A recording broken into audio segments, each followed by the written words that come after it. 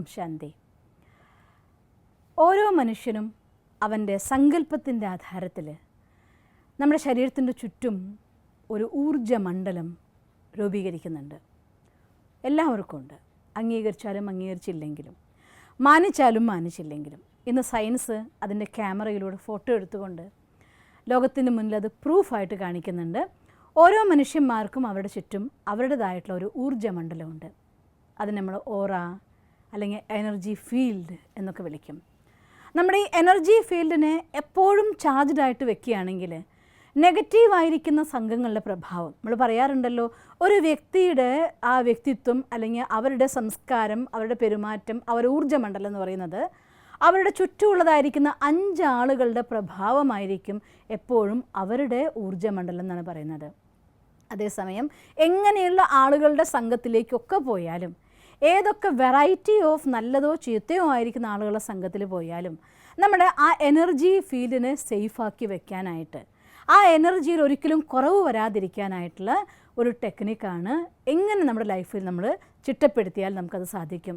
ഈ energy field എപ്പോഴും പവർഫുള്ളാക്കി വെക്കാൻ സാധിക്കുകയാണെങ്കിൽ, ഞാൻ ഓർത്തു പോകും, മുൻ പ്രസിഡൻ്റായിരിക്കുന്ന അബ്ദുൽ കലാം അവറുകളുടെ അഗ്നിച്ചിറകുകൾ എന്ന ബുക്ക് ഞാൻ വായിക്കുന്ന സമയത്ത് രാത്രി 2 മണി സമയത്ത് അദ്ദേഹം ഒരു മീറ്റിങ്ങിന് വേണ്ടി കാത്തിരിക്കുമ്പോഴും അവിടെ വന്നതായിരിക്കുന്ന എനർജറ്റിക് ആയിരിക്കുന്ന ആ ഒരു വ്യക്തിയെക്കുറിച്ച് എത്രയോ റെസ്പെക്റ്റോട് കൂടിയിട്ടാണ് അദ്ദേഹം ആ ബുക്കിൽ വർണ്ണിക്കുന്നറിയോ.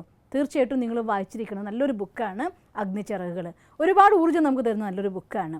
അതുകൊണ്ട് ഏത് സമയത്ത് തൻ്റെ കർത്തവ്യം ചെയ്യേണ്ടി വന്നാലും, ഉറക്കം മാറ്റിവെക്കേണ്ടി വന്നാലും, അഥവാ വേറെ ഏത് വർക്ക് നമുക്ക് എപ്പോൾ ചെയ്യേണ്ടി വന്നാലും ഒരേപോലെ നിങ്ങൾ കർത്തവ്യനിരതനാവുന്ന സമയത്ത് എനർജറ്റിക്കായി നിൽക്കാൻ നിങ്ങളെ സഹായിക്കുന്ന ഒന്നാണ് നമ്മുടെ എനർജി ഫീൽഡ് എന്ന് പറയുന്നത്. പ്രത്യേകിച്ചും രാത്രി 8 മണി വരെ 9 മണി വരെയൊക്കെ ബിസിനസ്സായിട്ടും മീറ്റിങ്സുമായിട്ടും തിരക്ക് പിടിച്ച ഈ ലോകത്ത് നീങ്ങുമ്പോൾ നമ്മുടെ എനർജി ഫീൽഡിനെ പവർഫുള്ളാക്കി വെക്കാനുള്ളതായിരിക്കുന്ന ടെക്നിക്ക് സ്വന്തമാക്കുക എന്നുള്ളത് വളരെ അത്യാവശ്യമാണ്. ഇല്ലെങ്കിൽ രാവിലെ നേരത്ത് ഒരു കെമിക്കൽ റിയാക്ഷൻ നടക്കും പോലെയാണ്. ഒരു കെമിക്കൽ റിയാക്ഷൻ നടക്കുന്ന സമയത്ത് 2 സംയുക്തങ്ങളെ കൂട്ടിച്ചേർക്കുമ്പോൾ, 2 പുതുതായ സംയുക്തങ്ങളെ കൂട്ടിച്ചേർക്കുമ്പോൾ 2 രണ്ടായിട്ടാണ് നിൽക്കുക. അത് കഴിഞ്ഞാൽ അവ തമ്മിൽ പരസ്പരമുള്ളതായിരിക്കുന്ന മിക്സിങ് കൊണ്ടുണ്ടാകുന്ന ഒരു എനർജി ട്രാൻസാക്ഷൻ ഉണ്ട്. ആദ്യത്തെ 4-1 സമയത്തിൻ്റെ ഉള്ളിൽ അത് 25% ആവും, പിന്നെ 50 ആവും, പിന്നെ 75 ആവും, പിന്നെ അത് ഫുള്ളാവും. അങ്ങനെയാണ് ഒരു സംയുക്തമായിട്ട് അത് രൂപപ്പെടുന്നത്. ഇത് നമ്മുടെ ഡെയിലി ലൈഫിൽ നോക്കിക്കഴിഞ്ഞാൽ രാവിലെ പോകുമ്പോൾ ഫ്രഷ് എനർജി, ഫ്രഷ് ആയിരിക്കുന്നു, ഹാപ്പി ആയിരിക്കുന്നു, പോകുന്നു. ഓരോ ആളുകളെ കാണും തോറും അവരുള്ളതായിട്ടുള്ള എനർജിയും നമ്മുടെ എനർജിയും പരസ്പരം കൂട്ടി ചേർന്ന് വൈകുന്നേരം ആകുമ്പോഴത്തേക്കും എനർജി ലെവലെല്ലാം ആകെ ഡർട്ടിയായി, ക്ഷീണിച്ചു, അവശനായി. വൈകുന്നേരത്തിന് ശേഷവും ചിലപ്പോൾ മീറ്റിംഗ്സ് അറ്റൻഡ് ചെയ്യേണ്ടി വന്നേക്കാം, ഷോപ്പ് നോക്കേണ്ടി വന്നേക്കാം, കണക്ക് നോക്കേണ്ടി വന്നേക്കാം, വീട്ടിൽ പണി വന്നേക്കാം, വിരുന്നുകാർ വന്നേക്കാം.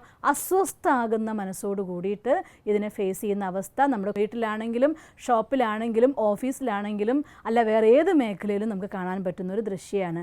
വൈകുന്നേരമായി 7 മണിയായി 8 മണിയായി, മടുത്തു, ക്ഷീണിച്ചു, അവശനായി മാറി എങ്ങനെയോ വീട്ടിൽ വന്ന് കിടക്കുന്ന ഒരവസ്ഥ. ഇത് പല വീട്ടിലും പല സ്ഥലത്തും നമ്മൾ കാണുന്നൊരു ദൃശ്യമാണ്. അതുകൊണ്ട് ഇന്ന് ഞാൻ നിങ്ങൾക്ക് പറഞ്ഞുതരാൻ പോകുന്നത്, ഈ പറഞ്ഞിരുന്ന കാര്യങ്ങൾ നിങ്ങളുടെ ലൈഫിൽ നിങ്ങൾ പ്രാക്ടിക്കൽ ആപ്ലിക്കേഷൻ കൊണ്ടുവരികയാണെങ്കിൽ എല്ലായ്പ്പോഴും രാത്രി 10 മണിക്കും 9 മണിക്കും നിങ്ങളുടെ എനർജി അതേ ലെവലിൽ മെയിൻറ്റെയിൻ ചെയ്യാൻ നിങ്ങളെ സഹായിക്കുന്ന ഒരു കാര്യമാണ് പറഞ്ഞിരുന്നത്. ഒന്നാമത്തെ കാര്യം, നിങ്ങൾ രാവിലെ ഉണർന്നുടനെയുള്ളതായിരിക്കുന്ന മെഡിറ്റേഷൻ. കഴിയുമെങ്കിൽ സൂര്യോദയത്തിന് മുന്ന് ഈശ്വര വിശ്വവിദ്യാലയത്തിൽ ഞങ്ങളെല്ലാവരും ബ്രഹ്മമുഹൂർത്തത്തിൽ എഴുന്നേൽക്കും. എഴുന്നേറ്റ് ഒരു 3/4 മണിക്കൂർ സമയം മിനിമം മെഡിറ്റേഷന് വേണ്ടി ഉപയോഗിക്കാറുണ്ട്. അത്രയൊന്നും നിങ്ങൾക്ക് പറ്റുന്നില്ല, ലേറ്റ് നൈറ്റ് ഉറങ്ങുകയാണെങ്കിൽ പോട്ടെ 4 തൊട്ട് ഒരു അരമണിക്കൂർ സമയമെങ്കിലും ഉണർന്ന ഉടനെ മെഡിറ്റേഷന് വേണ്ടി ഉപയോഗിക്കണം. ആ രാവിലെ സമയത്തെ മെഡിറ്റേഷൻ, പരമാത്മാവുമായിട്ടുള്ള മീറ്റിംഗ് നിങ്ങളെ ഒരു ദിവസത്തെ മുഴുവൻ സമയത്തേക്കും, നമ്മൾ സാധാരണ പറഞ്ഞ ഒരു ട്രെയിനിനെ പാളത്തുമ്മ നിർത്തിക്കഴിഞ്ഞാൽ പിന്നെ അത് പാളത്തുമ്മ കൂടെ ഓടിക്കൊണ്ടേയിരിക്കും. പലതവണ അതിനെ പാളത്തുമ്മ കയറ്റേണ്ട ആവശ്യം വരുന്നില്ല. ഓരോ യാത്ര കഴിയുമ്പോഴും ട്രെയിൻ പാളത്തുമ്മ ഇറക്കാറില്ല.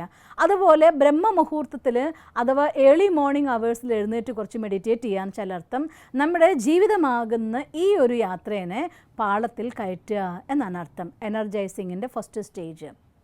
രണ്ടാമത്, നിങ്ങൾക്കറിയാലോ, നമ്മുടെ വീട്ടിൽ തന്നെ ഒരു സ്ഥലം സ്ഥിരമായിട്ട് മെഡിറ്റേറ്റ് ചെയ്യാനും ഇങ്ങനെ കാര്യങ്ങൾക്ക് വേണ്ടി ഉപയോഗിക്കുകയാണെങ്കിൽ അവിടുത്തെ എനർജി ലെവൽ ഡിഫറൻ്റ് ആയിരിക്കും.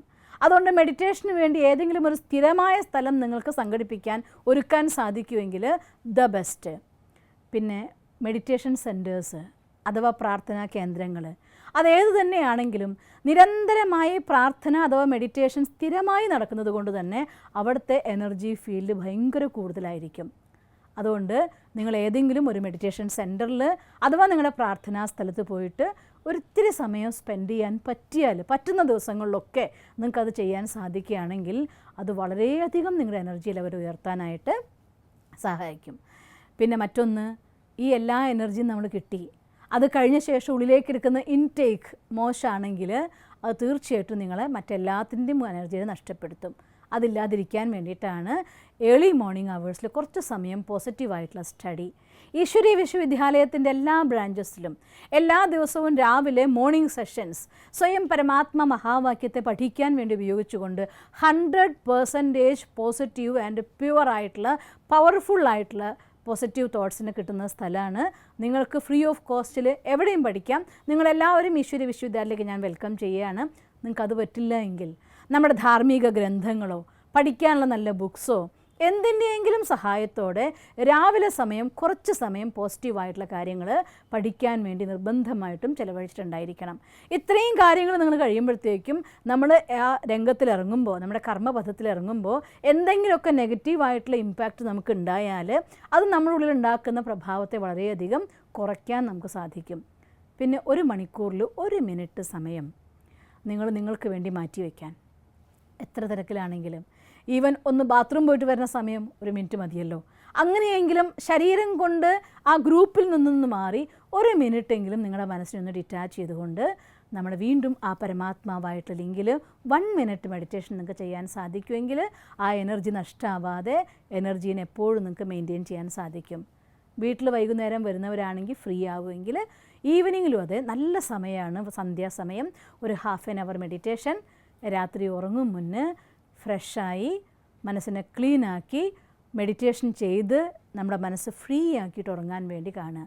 ഇത്രയും കാര്യങ്ങൾ ഒരാൾ തൻ്റെ ലൈഫിൽ ശ്രമിക്കുകയാണെങ്കിൽ തീർച്ചയായിട്ടും എല്ലാ സമയത്തും ഉറക്കത്തിൽ അഥവാ എന്തെങ്കിലും ശബ്ദം കേട്ട് ചാടി എണീക്കേണ്ടി ആണെങ്കിൽ പോലും മനസ്സ് ഭയം കൊണ്ട് വിറകൊള്ളാതെ എന്ത് ചെയ്യണം, ഞാൻ ഡീപ്പ് സ്ലീപ്പിലായിപ്പോയി, എന്തോ ആയിപ്പോയി എന്ന് പറഞ്ഞ് ഉണരാതെ ആ ഒരു കാം മൂഡിൽ ഏതവസ്ഥയിലും ഉണരാൻ വിധം ഉറക്കത്തിലും ഉണർന്നിരിക്കുമ്പോഴും നിങ്ങളുടെ അസ്വസ്ഥമായ മനസ്സിനെ ശാന്തമാക്കാൻ സഹായിക്കുന്നതാണ് ഈ ഒരു വിധി. അതുകൊണ്ട് നമ്മുടെ എനർജി ഫീൽഡിനെ എപ്പോഴും ചാർജ്ഡാക്കി വെക്കുക. ഈ ലോകത്ത് എന്തൊക്കെ സാഹചര്യങ്ങൾ മാറി മറിഞ്ഞു വന്നാലും ഈ ലോകം ഇന്ന് കാണുന്ന അവസ്ഥയിലല്ല നാളെ എന്നുള്ള രീതിയിൽ അതിദ്രുതഗതിയിൽ മാറ്റത്തിൻ്റെ പാതയിലൂടെ ഓടിക്കൊണ്ടിരിക്കുകയാണ്. അതുകൊണ്ട് ഈ ഓട്ടത്തിൽ നമ്മൾ മുന്നോട്ട് പോകുമ്പോൾ ദിവസവും ആ പാളത്തിൽ നിന്ന് തെറ്റാതെ പാളത്തെ ശ്രദ്ധിച്ചു കൊണ്ടുപോവുകയാണെങ്കിൽ നമ്മുടെ എനർജി ഫീൽഡ് എപ്പോഴും പവർഫുള്ളാക്കി വയ്ക്കാം. ഒരു നെഗറ്റീവായിരിക്കുന്ന പ്രഭാവത്തിനോ ഇവൻറ്റിനോ വ്യക്തിക്കോ എനർജിക്കോ നിങ്ങളെ ഡിസ്റ്റർബ് ആക്കാൻ സാധ്യമല്ല. നമ്മുടെ കർമ്മം എപ്പോഴും കുശലതയോടുകൂടെ മുന്നോട്ട് കൊണ്ടുപോകാൻ സാധിക്കും. നിങ്ങൾക്കങ്ങനെ സാധിക്കട്ടെ എന്ന് ഞാൻ ഈശ്വരനോട് പ്രാർത്ഥിക്കുന്നു. ഓം ശാന്തി. ഈ വീഡിയോ നിങ്ങൾക്കിഷ്ടപ്പെട്ടുവെങ്കിൽ തീർച്ചയായും ഈ യൂട്യൂബ് ചാനൽ സബ്സ്ക്രൈബ് ചെയ്താലും, കൂടാതെ please like it and share it. ഒപ്പം ഞങ്ങളുടെ ഫേസ്ബുക്ക്, ട്വിറ്റർ, ഇൻസ്റ്റാഗ്രാം കൂടി ഫോളോ ചെയ്ത് നിങ്ങളുടെ പ്രോത്സാഹനങ്ങൾ തന്നാലും. നിങ്ങളുടെ അഭിപ്രായങ്ങൾ ഞങ്ങൾക്ക് ഏറെ വിലയേറിയതാണ്. അത് കമന്റ് ബോക്സിൽ എഴുതിയാലും.